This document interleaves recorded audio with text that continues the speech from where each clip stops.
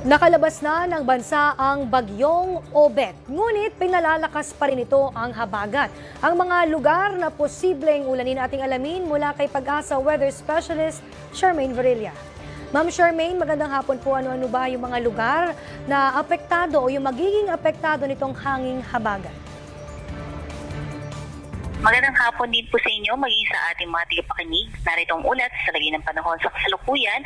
Habagat pa rin ang siyang nakakaapekto sa buong Luzon at magdudulot ngayon ngayong araw ng mga pabugso-bugsong malalakas mga pag-ulan dito sa Zambales. Samantalang dito naman sa Metro Manila, Ilocos Region, Cordillera, Cagayan Valley na labing bahagi ng Central Luzon, Cavite, Batangas, Rizal, Occidental Mindoro, Palawan at Antique. Asahan naman natin yung mga kalat-kalat na mga pag-ulan na dadalhin ng habagat. Sa labing bahagi ng ating bansa, mas magandang panahon ang aasahan. Ngunit nandiyan pa rin yung mga chance ng mga pulupulong mga pag-ulan, pagkidlat at pagkulog.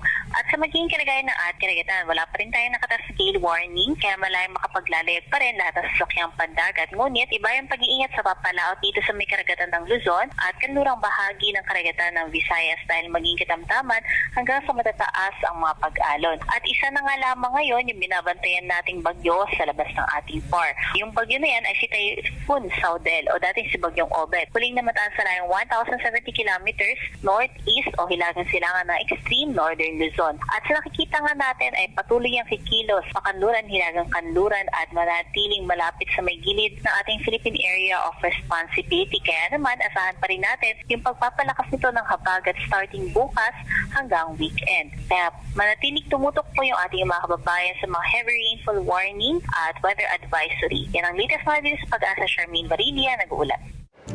Maraming salamat Pag-asa Weather Specialist Charmaine Varilla.